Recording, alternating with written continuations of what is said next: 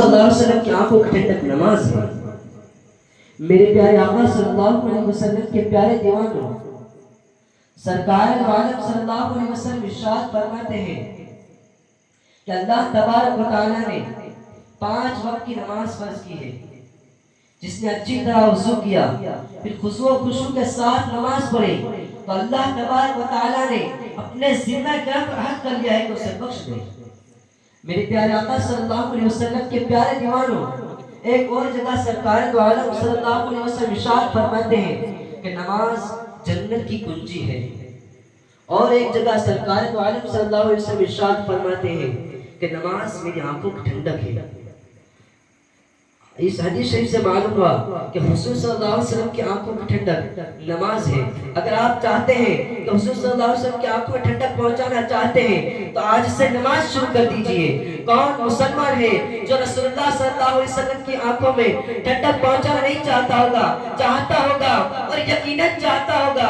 اگر آپ حقیقت معنی میں عاشق رسول ہیں، اگر آپ اپنے پیارے حبیب صلی اللہ علیہ وسلم کی آنکھوں میں ٹھنڈک پہنچانا چاہتے ہیں تو آج سے نماز شروع کر دیجئے۔ میرے پیارے آقا صلی اللہ علیہ وسلم کے پیارے دیوانوں، سرکار دو عالم صلی اللہ علیہ وسلم ارشاد فرماتے ہیں کہ نماز جنت کی کنجی ہے۔ اس کا یہ مطلب ہے کہ جو نماز حب نبی میں پڑھی جائے وہ جنت کی کنجی ہے۔ جو نماز ادائے مصطفیٰ پر پڑھی جائے وہ جنت کی کنجی ہے۔ جو نماز یاد مصطفیٰ میں پڑھی جائے وہ جنت کی کنجی ہے۔ جو نماز طریقہ مصطفیٰ پر پڑھی جائے وہ جنت کی کنجی ہے۔ جو نماز حب نبی میں پڑھی جائے وہ جنت کی کنجی ہے۔ جو نماز طریقہ مصطفیٰ پر پڑھی جائے وہ جنت کی کنجی ہے۔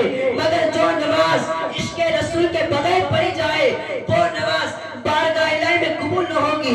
جو نماز عشق رسول کے بغیر پڑھی جائے گی وہ نماز جہنم کی کنجی ہوگی۔ اس لیے تو اعلیٰ حضرت کیا خوب فرماتے ہیں، ذکر خدا جو ان سے جدا چاہو نجدیو، ذکر خدا جو ان سے جدا چاہو نجدیو، واللہ ذکر حق نہیں کنجی سقر کی ہے، واللہ ذکر حق نہیں کنجی سقر کی ہے۔ نعرہ تکبیر، اللہ اکبر، نعرہ رسالت، یا رسول اللہ، نعرہ حیدری، یا علی۔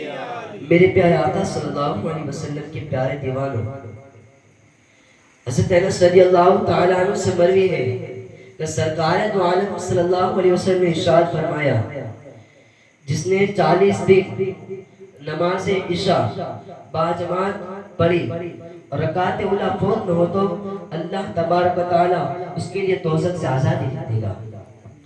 میرے پیارے آقا صلی اللہ علیہ وسلم کے پیارے دیوانوں، حضرت انس رضی اللہ تعالیٰ عنہ سے مروی ہے کہ سرکار دو عالم صلی اللہ علیہ وسلم ارشاد فرماتے ہیں کہ اللہ تبارک و تعالیٰ نے میری امت پر 50 وقت کی نماز فرض کی تھی۔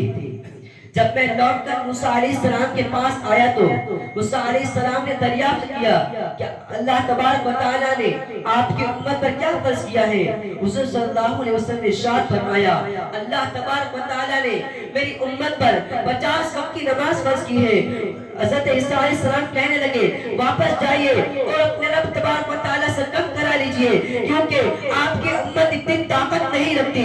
سرکار دو عالم صلی اللہ علیہ وسلم اپنے گنہگار کمزور امتی کا خیال کرتے ہوئے واپس جاتے ہیں اور 5 وقت کی نماز کم کرا دیتے ہیں۔ اسی طرح 45 وقت کی نماز کم کراتے ہیں، صرف 5 وقت کی نماز رہ جاتی ہے۔ لیکن اللہ کے کلام میں کوئی تبدیلی نہیں۔ جو بندہ خضوع و خشوع کے ساتھ 5 وقت کی نماز پڑھے گا اللہ تبارک و تعالیٰ سے 50 وقت کی نمازوں کا ثواب دے گا۔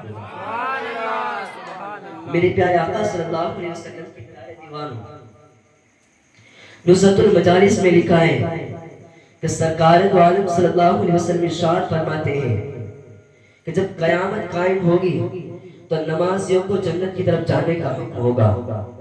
پہلا گروہ جب جنت میں داخل ہوگا تو فرشتے پوچھیں گے کہ تم کون لوگ ہو؟ نمازی کہیں گے ہم وہ ہیں جو دنیا میں ہمیشہ نماز پڑھا کرتے تھے۔ فرشتے نے پوچھا کہ تمہاری نمازوں کا حلق کیا تھا؟ تو نمازی کہیں گے ہم نماز سے پہلے اذان سے پہلے وضو کر کے مسجد میں حاضر ہو جاتے تھے۔ دوسرا گروہ جب جنت میں داخل ہوگا ان کے چہرے چودھویں کے چاند کی طرح چمکتے ہوں گے.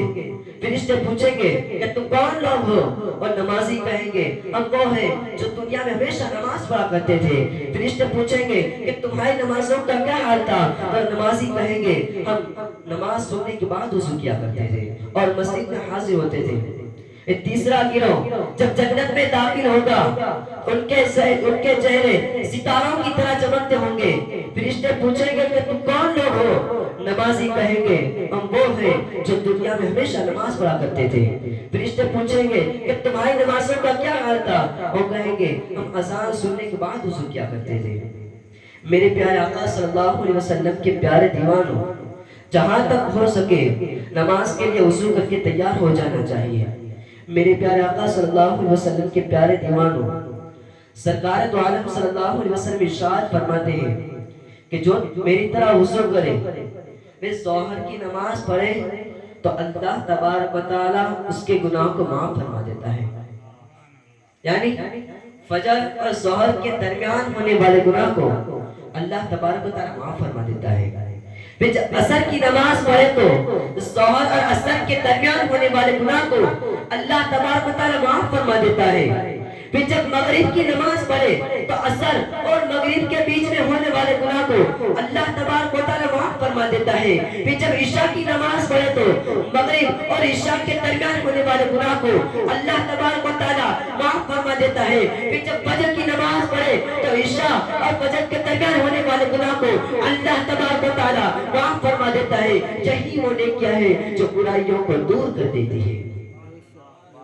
میرے پیارے آقا صلی اللہ علیہ وسلم کے پیارے دیوانوں، ایک دفعہ حضرت عیسیٰ علیہ السلام نہر کے کنارے سے جا رہے، دریا کے کنارے سے جا رہے تھے. دیکھا کہ آپ نے ایک جانور کیچڑ میں لوٹ پوٹ ہو رہا ہے، جس کی وجہ سے اس کا بدن میلا ہو گیا تھا. پھر وہ جانور وہاں سے نکل کر دریا کے پانی نہا دھو کر پاک و صاف ہو جاتا ہے. اسی طرح اس جانور نے 5 مرتبہ ایسا کیا. حضرت عیسیٰ علیہ السلام نے اس جانور کی حرکت کو دیکھ کر متعجب ہوئے. حضرت جبرائیل علیہ السلام نے حضرت عیسیٰ علیہ السلام کو متعجب دیکھ کر فرمایا یہ امت محمدیہ کی نمازیوں کی مثال ہے، اور یہ کیچڑ ان کے گناہوں کی مثال ہے، اور یہ دریا ان کے نمازوں کی مثال ہے، اور یہ کیچڑ میں لوٹنا ان کے گناہوں کی مثال ہے. جس طرح یہ جانور کیچڑ میں لوٹا اور نہا دھو کر پاک و صاف ہو گیا، اسی طرح امت محمدیہ کے لوگ ان 5 نمازوں کے سبب اپنے گناہوں سے پاک و صاف ہو جائیں گے. میرے پیارے آقا صلی اللہ علیہ وسلم کے پیارے دیوانوں، ہم کتنے خوش نصیب ہیں کہ امت محمدیہ میں پیدا ہویا. ہم تمام امتوں سے افضل ہیں. ہماری عبادت تمام امتوں کی عبادت سے افضل ہے. اور اللہ تبارک و تعالیٰ کا بہت بڑا احسان ہے کہ اس نے 5 وقت کی نماز فرض کی، جس کے سبب ہم اپنے گناہوں کو معاف فرما دیتے ہیں. لیکن آج ہمارے معاشرے کا جائزہ لیجئے، ہمارے گھر کا جائزہ لیجئے، ہمارے سماج کا جائزہ لیجئے تو بے شمار لوگ نماز سے غفلت کر رہے ہیں، نماز سے غافل ہو رہے ہیں، دنیاوی کاروبار میں مشغول رہتے ہیں. ہمارا ایک لمحہ گناہوں میں ملوث رہتا ہے، ہمارا ایک لمحہ گناہوں میں ملوث رہتا ہے، لیکن ہم کو اتنی توفیق نہیں کہ خدا کی بارگاہ میں آ کر سر جھکائے اور اپنے گناہوں کو معاف فرمائے. میرے پیارے آقا صلی اللہ علیہ وسلم کے پیارے دیوانوں، سرکار دو عالم صلی اللہ علیہ وسلم ارشاد فرماتے ہیں کہ زمین کا کوئی سرا ایسا نہیں کہ ایک دوسرے کو پہچانتا ہو. یعنی کوئی بندہ تم پر نماز آیا اور تم پر نماز پڑھی یا ذکر الہی کیا ہو، اگر ہاں کہے تو اس کے سبب اپنے اوپر بزرگی کا تصور کرتا ہے. سرکار دو عالم صلی اللہ علیہ وسلم ارشاد فرماتے ہیں کہ جب نمازی نماز کے لیے کھڑا ہوتا ہے تو اس کے سارے گناہ باندھ کر اس کے سر پر رکھ دیے جاتے ہیں. پھر وہ رکوع میں جاتا ہے تو اس کے سارے گناہ گر جاتے ہیں. پھر جب نمازی نماز سے فارغ ہوتا ہے تو گناہوں سے پاک و صاف ہو جاتا ہے. لیکن آج ہمارے معاشرے کا جائزہ لیجئے، بے شمار لوگ گناہوں میں ملوث ہیں. میرے پیارے آقا صلی اللہ علیہ وسلم کے پیارے دیوانوں، جبکہ قرآن و حدیث میں نمازی کے لیے خوشخبری ہے اور بے نمازی کے لیے وعید آئی ہے. سرکار دو عالم صلی اللہ علیہ وسلم ارشاد فرماتے ہیں من ترک الصلاۃ عمدا فقد کفر، یعنی جس نے جان بوجھ کر نماز چھوڑی اس نے کفر عمل کیا۔ اللہ اکبر۔ میرے پیارے آقا صلی اللہ علیہ وسلم کے پیارے دیوانوں، ہم کو بھی چاہیے کہ ہم اپنے گھر والوں کو، اپنے بیوی بچوں کو نماز کی تاکید کریں، اور اب خود بھی نماز پڑھیں اور مسجد میں نماز کے لیے آئے۔ اللہ تبارک و تعالیٰ کی بارگاہ دعا ہے کہ سب سے پہلے مجھے ان پر عمل کرنے کی توفیق عطا فرمائے۔ بعد آپ تمام حضرت کو میرے بولنے اور آپ کو سننے کوئی غلطی نہیں کو